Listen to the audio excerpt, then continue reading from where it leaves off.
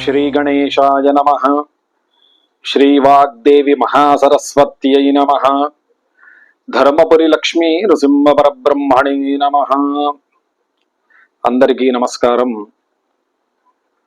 ఈ సంవత్సరం ఇప్పుడు ఆషాఢ మాసంలో వచ్చేటువంటి వారాహి నవరాత్రుల గూర్చి కొద్దిగా తెలుసుకునే ప్రయత్నం చేద్దాం।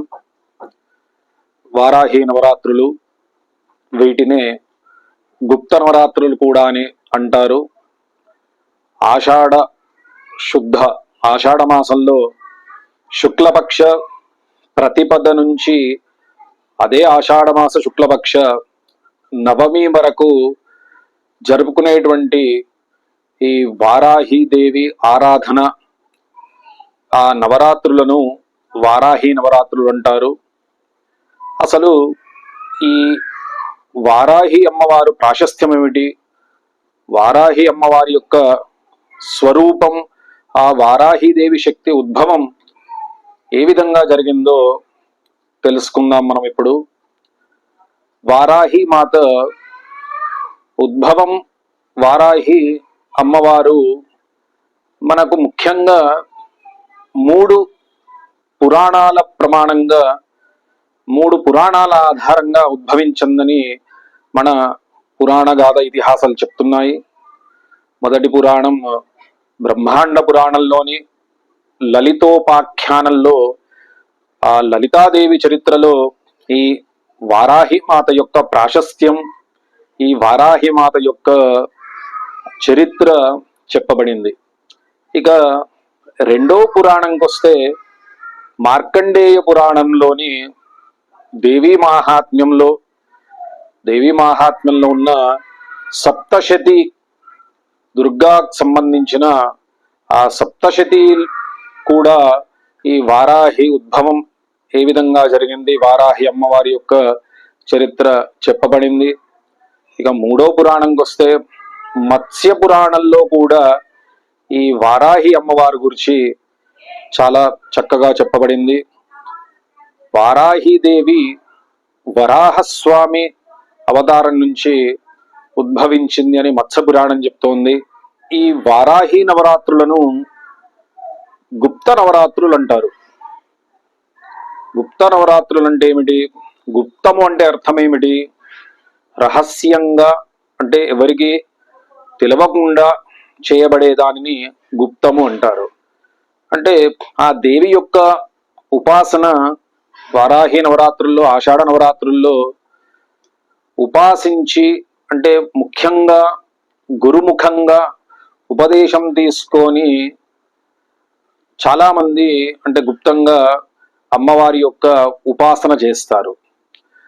ఇక ఎవరైనా కూడా ఈ వారాహి ఆరాధన చేయొచ్చు, మరి ఎవరు చేయొచ్చు అనే సంశయం చాలా మందికి ఈ సంశయం రావచ్చు। అంటే గుప్త నవరాత్రులు ఎవరు ఆరాధన చేయొచ్చు అనే సంశయం।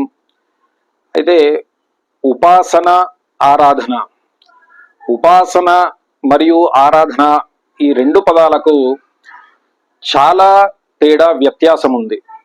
ఉపాసన అంటే ఏమిటి, గురుముఖంగా మనం ఉపదేశం తీసుకొని చేసే సాధనను ఉపాసన అంటారు। అదేవిధంగా ఆరాధన అంటే ఏమిటి, సహజంగా మనం స్తోత్ర పారాయణలు కానీ కొన్ని అంటే గురుముఖంగా ఉపదేశం లేకున్నా కూడా మనం భక్తి శ్రద్ధలతో చేసే క్రియలను ఆరాధన అంటాం। ఈ వారాహి నవరాత్రుల్లో, ఈ గుప్త నవరాత్రుల్లో ఆ విధంగా వారాహి అమ్మవారు ఆరాధన కూడా చేసుకోవచ్చు।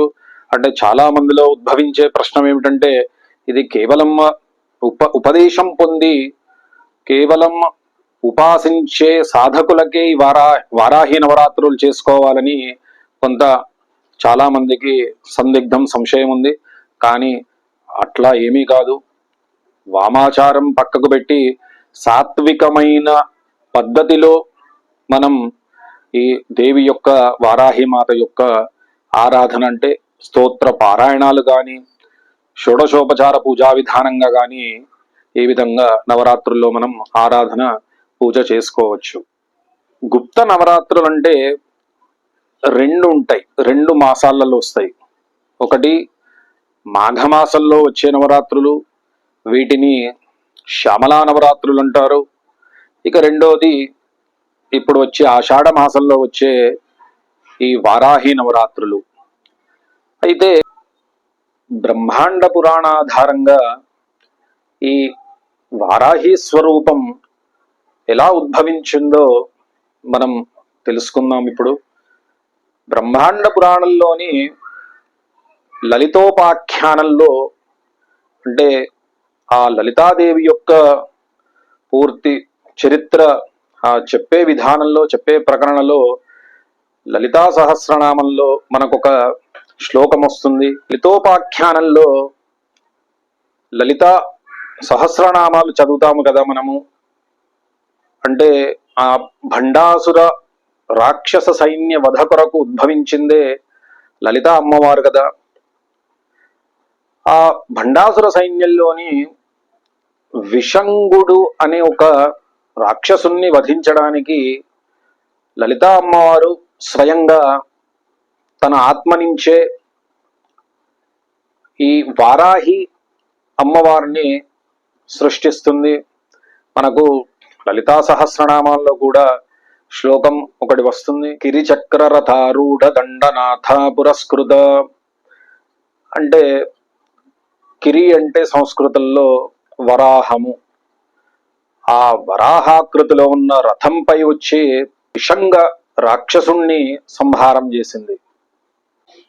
మార్కండేయ పురాణం ఆధారంగా కూడా ఆ మార్కండేయ పురాణంలోని దేవీ మాహాత్మ్యంలోని సప్తశతిలో కూడా ఈ వారాహి శక్తి, వారాహి అమ్మవారి స్వరూపం చరిత్ర చాలా చక్కగా చెప్పబడింది. సప్తశతిలోని శ్లోకం చూస్తే మనకు యజ్ఞవారాహమతులం రూపం యాభిభ్రతో హరేః శక్తి సాప్యాయయో తత్ర వారాహీం బిభ్రతి తనుం. శుంభులను మరియు రక్తబీజుడు అనే ఇలాంటి ఎంతో మంది రాక్షసులను వధించడానికి, రాక్షస సంహారానికి అమ్మవారు అనేక రూపంలో ఉద్భవించింది. అందరు దేవతలు కూడా ఒక్కొక్క దేవిని శక్తి స్వరూపంగా ప్రసాదించగా, అలా వరాహస్వామి నుంచి వచ్చిన శక్తియే, స్వరూపమే ఆ వారాహీదేవి. ఈ విధంగా ఇంకా ఎన్నో పురాణాలలో ఈ వారాహి అమ్మవారి యొక్క చరిత్రలు, ఎన్నో చోట్ల వారాహి అమ్మవారి యొక్క మాహాత్మ్యం చెప్పబడింది.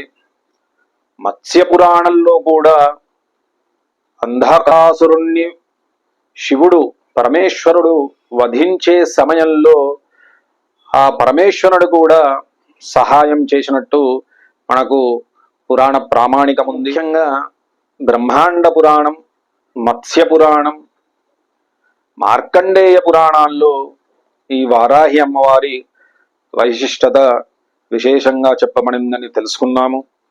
ఇక ఈ వారాహి అమ్మవారిని ఎవరైనా కూడా పూజించవచ్చునా అని చాలా మందిలో సంశయాలు, సందిగ్ధాలు వస్తుంటాయి.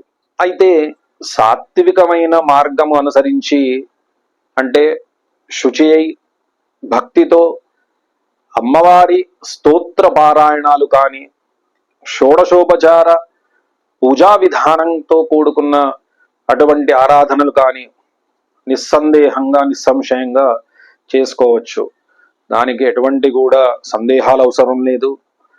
కొన్ని దేవతలకు మాత్రమే వామాచారంగా ఆ పద్ధతిలో ఉపాసించాలి, అంటే మంత్రోపదేశం గురుముఖంగా తీసుకొని ఆ విధానంగా అవలంబించాలి. సాత్వికమైన పద్ధతిలో ఈ వారాహి అమ్మవారిని ఎవరైనా కూడా పూజించవచ్చు. ఇక ఈ వారాహి అమ్మవారి ఆరాధన వలన మనకు ఏం శుభ ప్రయోజనాలు, శుభ ఫలాలు దక్కుతాయనేది తెలుసుకుందాం. వారాహి అమ్మవారు సర్వశక్తి స్వరూపిణి, సర్వ ఐశ్వర్య ప్రదాయిని. మనం వారాహి అమ్మవారి పూజ చేస్తే మన ధనధాన్య సుఖ సంపత్తి సౌభాగ్యాలన్నీ కూడా ఆయురారోగ్య, విశేషంగా నరదృష్టి పతనము, విశేషంగా సర్వ శత్రు భయములన్నీ కూడా తొలగిపోయి మనకు అన్ని సౌభాగ్యాలు సౌఖ్యాలన్నీ కూడా సంక్రమిస్తాయి.